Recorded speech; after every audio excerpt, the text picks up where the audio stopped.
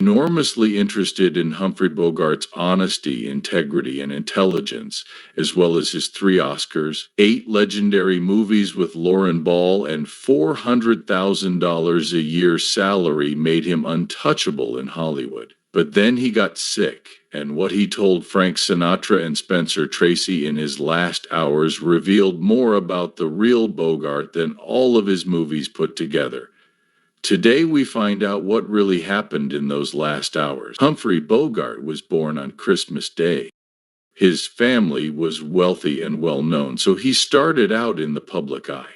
His mother was a famous illustrator, and she used a drawing of baby Humphrey in a baby food ad.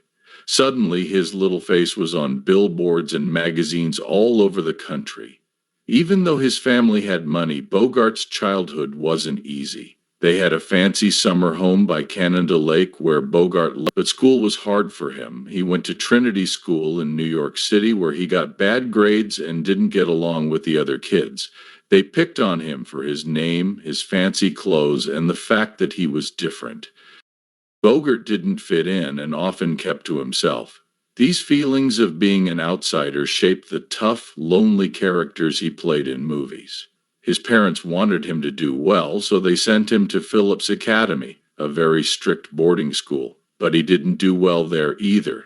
He was expelled in less than a year. He then joined the Navy during World War I, where he got the scar above his lip that became one of his most famous features. No one knows how he got it, but it added to his tough image later on. It wasn't glamorous, and Bogart didn't do well at the movie company. He tried writing scripts, directing, and other things, but nothing worked. Then Bill's sister Alice Brady, a famous stage actress, saw him and asked her father to give Bogart a job in the theater. He started out small, managing a play called The Ruined Lady. It wasn't acting yet, but it got him into the entertainment business. Bogart's first acting role was tiny, as a butler, with one line in a play called Drifting. He was nervous and awkward, but he didn't give up. He kept taking small parts, learning as he went until he got his first big part. Meet the Wife, a comedy that opened in 1922 and ran for more than 200 performances, gave Humphrey Bogart steady work and experience, but he didn't like the roles he was getting. They were silly and not serious enough for him. He called them white pants, wily roles, and hoped to do something better. At first, critics didn't think much of him, but one important writer, Haywood Brunn, praised his performance in a play called Nerves. This gave him the courage to keep going and keep looking for bigger, better roles. But Humphrey Bogart's path to success in Hollywood wasn't easy. It began in 1928. He didn't plan to become a movie star after appearing in the short silent film The Dancing Town, but his brother-in-law helped him get a screen test in 1929. Fox Film Corporation liked what they saw and signed him up for $750 a week. They even promised him $11,000 if he impressed them. Bogart was excited and said, "I'll be the biggest movie star Hollywood's ever seen." But things didn't go as planned. At the time, movies with sound were becoming popular, which was good news for stage actors like Bogart, who had strong voices. But the stock market crash in 1929 and the Great Depression made it hard for new actors to get a chance between 1930 and 1935. He was often out of work in Hollywood and New York, and when he did get roles, they were small and forgettable. He began to think that his Hollywood dream might never come true. Things got worse in the early 1930s, when Bogart's father died, leaving behind a lot of debt. Even though Bogart didn't have much money himself, he worked hard to pay it off. During this time, Bogart was in almost 30 movies, mostly as bad guys or gangsters. He didn't like these roles and felt trapped. He once said, "Nobody likes me on set. That's why I'm always playing the bad guy." But with The Petrified Forest, which came out in 9,936, everything changed. In the Broadway play, he based the character on real-life criminal John Dillinger, and his performance was so powerful that it shocked the audience. He played the part more than 190 times, and each time got better. When Warner Brothers bought the rights to make it into a movie, they wanted a bigger star, Edward G. Robinson, to play Duke Bogart. He almost missed his chance, but his Broadway co-star, Leslie Howard, stepped in. Howard refused to be in the movie unless Bogart was cast as well. Warner Brothers finally agreed, and filming began in late 1935. When the movie came out in 1936, critics loved Bogart's performance and people finally paid attention to him. After The Petrified Forest, Bogart had to play gangsters again in almost 30 movies from 1936 to 1941. He joked about how often his characters died by saying, "I was shot in 12 movies, hanged in 8, and sent to jail in 9. He wanted better roles and even told a director, "I'm tired of playing these killers.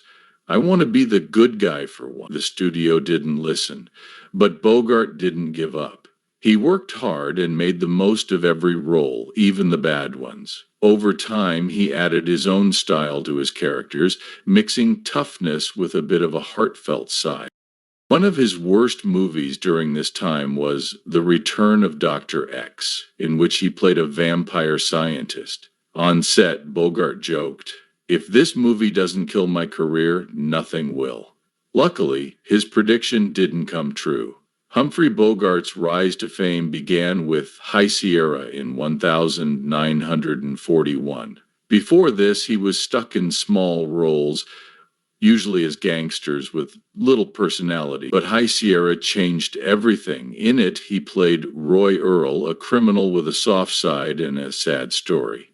At first, the role wasn't meant for Bogart. Other actors like Paul Mooney and when Bogart got the part, it was his big chance. He gave it his all, making Roy Earle seem real and showing his struggles and emotions in a way that had never been done before. Filming wasn't easy. Bogart was already 41 years old, and he had to do a lot of physical work. He had to shoot intense scenes in the Sierra Nevada mountains, often working long, hard days. But his hard work paid off. The movie made $1.5 million, which was a big hit at the time. It also put Bogart in touch with screenwriter John Huston. Bogart's career would change forever after working with High Sierra. The success of this movie helped him get another big part later that year, Sam Spade in The Maltese Falcon. This role made him a real star. The movie was based on a famous book that had been tried and failed before John Huston decided to try again. The studio wasn't sure about the project, but Bogart's rising fame helped get it approved. Bogart's performance as Sam Spade was unforgettable. He played the detective as a sharp-tongued guy who was tough but also smart and quick-witted. He made Spade feel like a real person you couldn't take your eyes off of. The movie Eyes Off was made with only $300,000 and in just 36 days.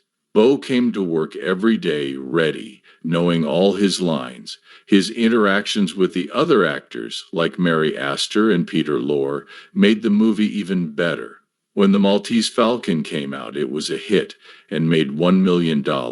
It made Bogart one of Hollywood's most bankable stars and set the bar for tough, morally complicated detectives in movies. Bogart became the face of this type of character. Then came Casablanca in 1942, the movie that made Bogart famous.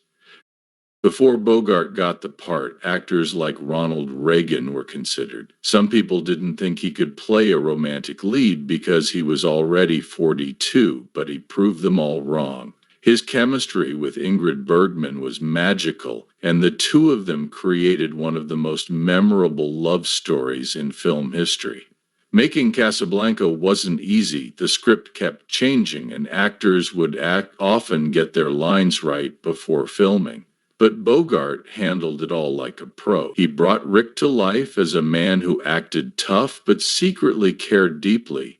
One of the movie's most famous lines, "Here's looking at you, kid," wasn't even in the movie.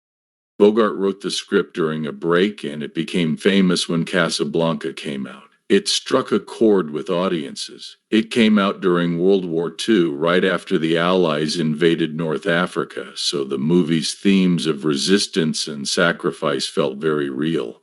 It was a huge success, earning $4.7 million and 3 Oscars, including Best Picture. Even though Bogart didn't win Best Actor, his performance became one of the most famous in movie history. Rick Blaine, with his wit, charm, and hidden weakness, was the perfect romantic. After Casablanca, Humphrey Bogart's career took off, and by the 1950s, he was one of the highest paid actors in Hollywood, making up to $400,000 a year. In 1948, he even started his own production company, Santana Productions, so he could have more control over his movies. One of the movies he produced, A Lonely Place, wasn't a big hit at the time, but it's now considered one of his best performances. Meanwhile, Humphrey Bogart's personal life was full of ups and downs, especially in his marriages. His first marriage to Helen M. in 1926 was full of drama from the start. Helen was a famous Broadway actress with a strong personality. They were engaged for 4 years before getting married in Helen's Manhattan apartment. The wedding was unique. A pastor from a church for the deaf led the ceremony, but Helen said Bogart drank too much and even hurt her. The marriage didn't last long. They got divorced after only 18 months. His second marriage to Mary Phillips started out better. They got married in 1928. Then Mary, a talented stage actress, pushed Bogart to do better, but she loved theater and didn't want to leave her career for Hollywood, which caused problems because they often had to live apart for work. After 10 years, they split up. They ended their marriage, but they stayed friends even after the divorce. Bogart's third marriage to Mayo Method in 1938 was crazy and explosive. Mayo was an actress who was known for drinking a lot, and their fights were so bad that they were called the Battling Bogarts. They fought all the time, sometimes breaking furniture or damaging their house so badly that they had to keep a carpenter on call to fix things. Mayo was jealous and often acted out. She set their house on fire during a fight, stabbed Bogart during a fight, and tried to hurt herself several times. Their fights even spilled into public, causing scenes on the streets and film sets. After a big fight in 1943, things got worse when Mayo tried to kill herself. Bogart insisted she see a psychiatrist who diagnosed her with paranoid schizophrenia. Despite all this chaos, Bogart stayed with Mayo for 7 years before divorcing her in 1945.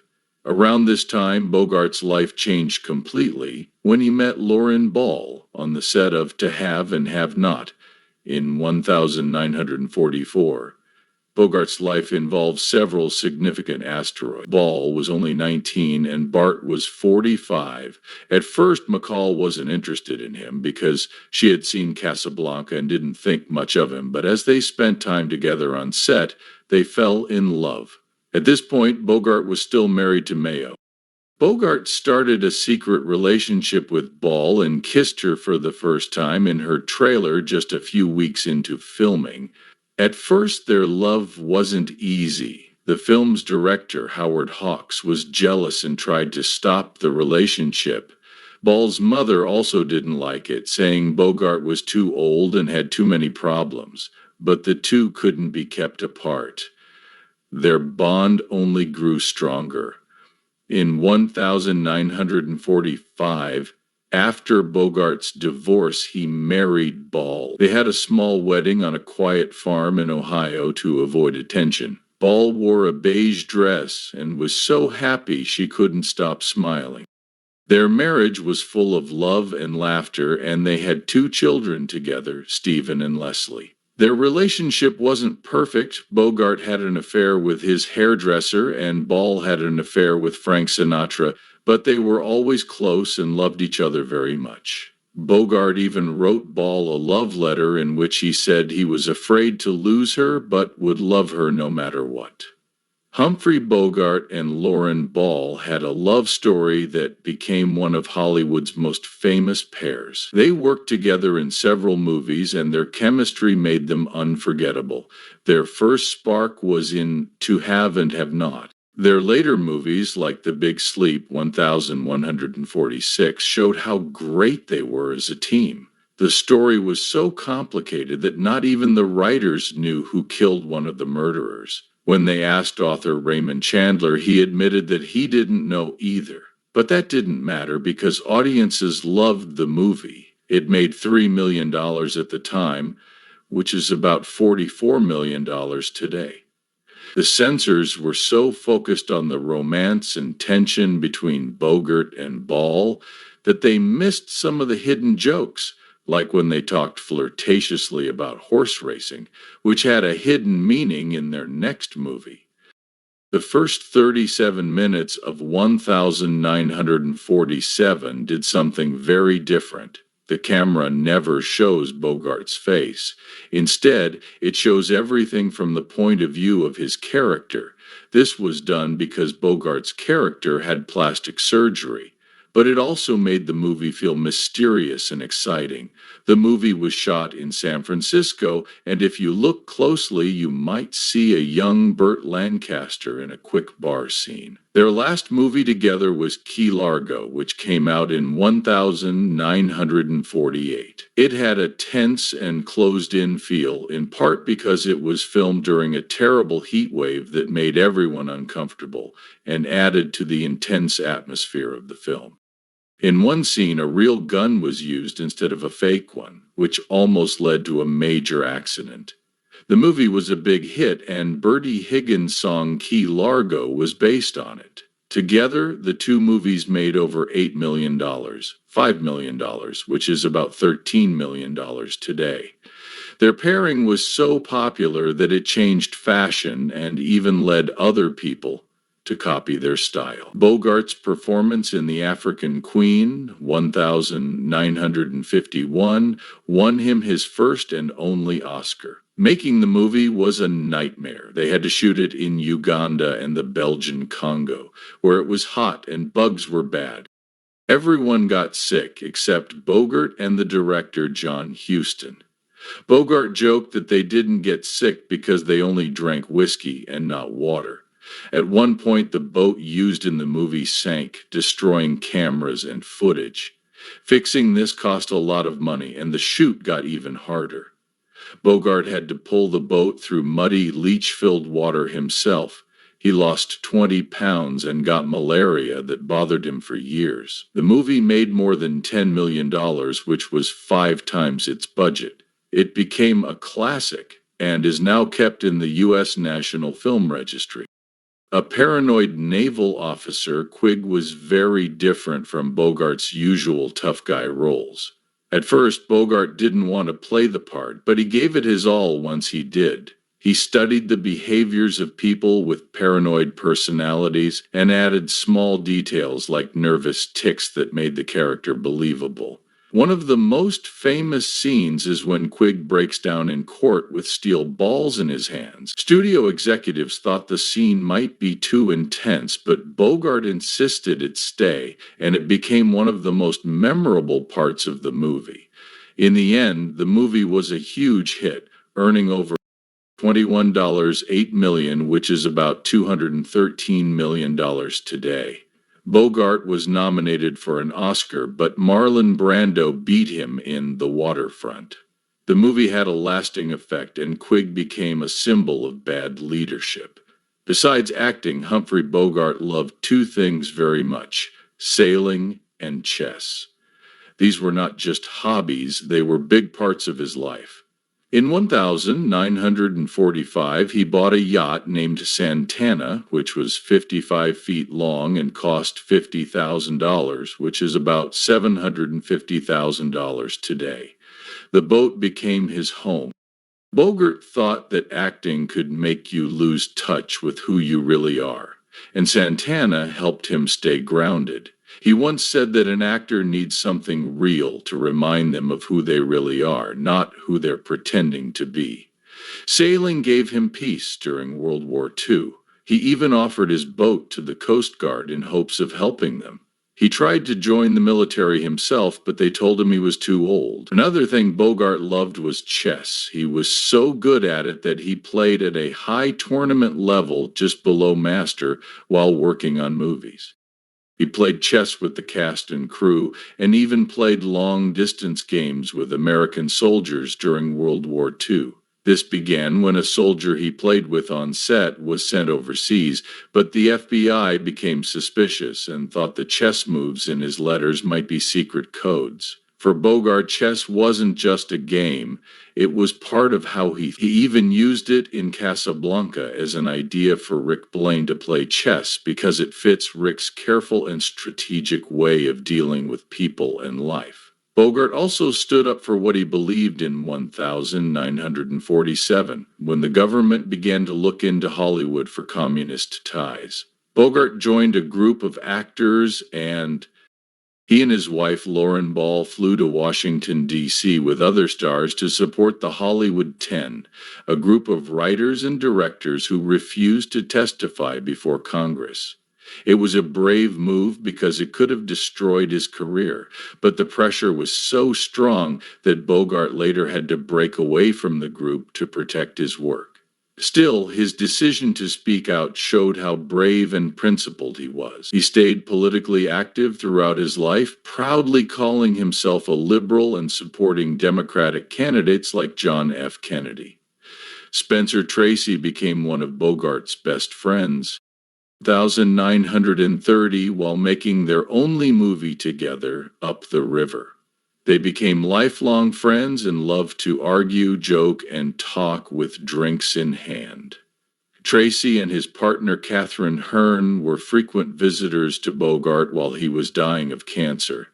The two almost worked together again in a film called The Desperate Hours in 1955. But they couldn't agree on who should get the lead role. Their friendship stayed strong, though, and Bogart praised Tracy's acting and even said he wouldn't mind losing a scene to him. Humphrey Bogart's tough guy image was always linked to smoking and drinking. Was a heavy smoker who smoked up to 80 cigarettes a day and 3 or 4 packs of Chesterfield cigarettes every day. He almost always had a cigarette in his hand or mouth, both in his movies and in real life. He also drank a lot. He loved whiskey, especially Scotch, and drank up to a quart 32 Oz every day. Over time, this way of life started to hurt his health. By the 1950s, he was having trouble catching his breath even when he was resting, and he developed a bad cough that wouldn't go away.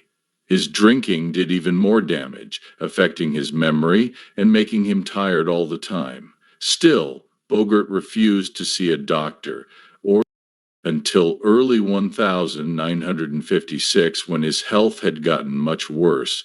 Bogart finally went to the doctor because his cough had gotten worse, and drinking orange juice made his throat burn. These seemed like small problems at first, but the tests showed something much worse. He had esophageal cancer. At the same time, he was filming The Harder They Fall, which would be his last movie. Even though he was sick and tired, he pushed through and finished the movie. The doctors told him he needed major surgery to try to save his life. They would remove his esophagus and part of his stomach, then reconnecting them in a complicated operation. Bogart agreed to the surgery, which took place on March 1, 1956. It was a long and difficult procedure that lasted over 9 hours. Things got worse after the surgery. By late 1956, Bogart had lost 80 pounds and weighed 180 pounds. but everyone who saw him that way said it was heartbreaking, and visitors often struggled to hide their reactions. He was in constant pain and needed more heroin to cope. Humphrey Bogart stayed true to himself even in his last days. He had cancer, but his sharp wit never left him. 1957. Bogart's friend John Huston came to visit.